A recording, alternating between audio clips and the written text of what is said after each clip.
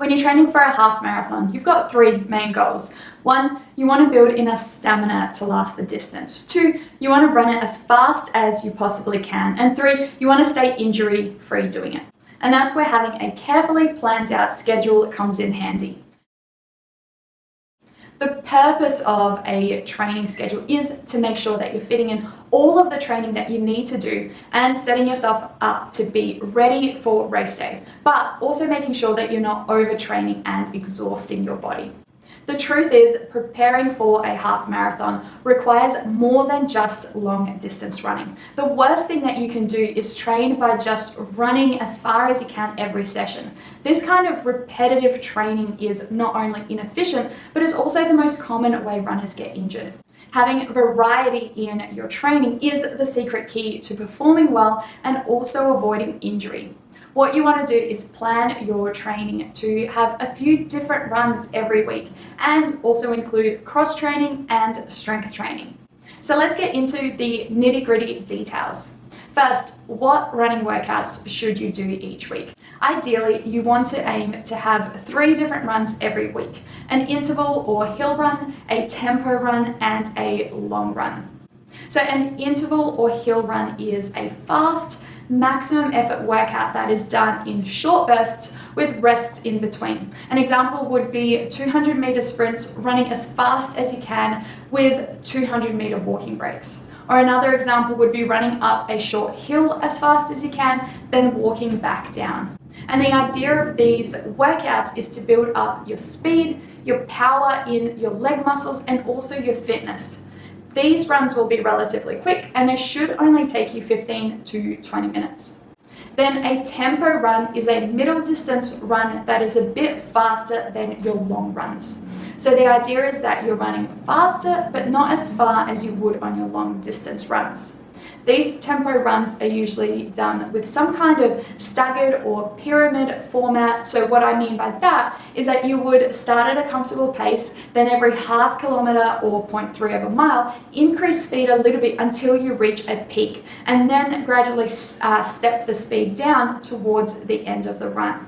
And overall, these runs should stay around 4 to 6 kilometers or somewhere around 3 miles for your entire training period. You don't need to increase the distance of these runs because they are all about improving your speed and cardiovascular fitness. The last run you do each week will be a long, slow run. This is the run where your aim is to increase distance and prepare yourself mentally and physically to run far.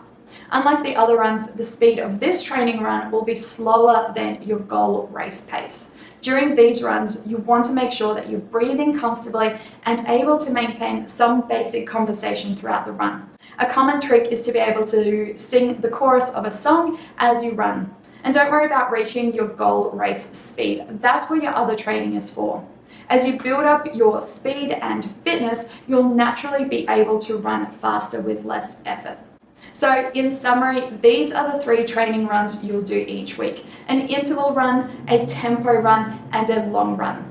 Then, as I mentioned at the start, you also need to fit in cross training and strength training. So how do you actually schedule everything in? What I like to do, and what I recommend you guys do, is to combine your cardio and strength workouts. To show you what I mean, let's take a look at my training week. Starting with Mondays. This is when I do my interval or hill runs. This running workout takes me 15 or 20 minutes, and then I combine it with 30 minutes of strength training. On Tuesdays, I have a rest day. Then on Wednesdays, I do the tempo run, which takes about 30 minutes, and I combine it with 20 to 30 minutes of strength training. On Thursdays, I do cross training as long as my legs and body don't feel too tired. And with this, I also include some strength training.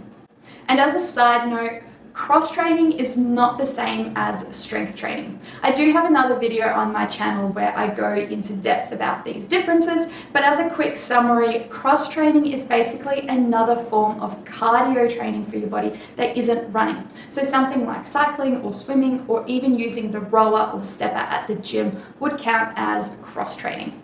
Then on Fridays, I have another rest day. Saturday is when I do my long run. This is the only time that I run without combining strength training because it takes the most amount of time. And lastly, on Sundays, I rest or I do an easy stretching or recovery workout to finish off the week and prepare my body for the next week of training. So that is what my training week looks like in preparation for a half marathon. And I do this over 12 weeks. On my website, you can actually download a PDF version of this plan, which allows you to customize the runs to the speeds of your training paces. And I'll also add a link to that in the description below.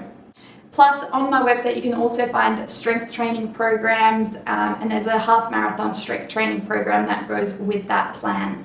So that's it for this video. I hope it's been helpful. If you have any questions, comment down below and I'll be sure to answer you. And thank you again for watching. My name is Elena Kennedy and I will see you in the next video.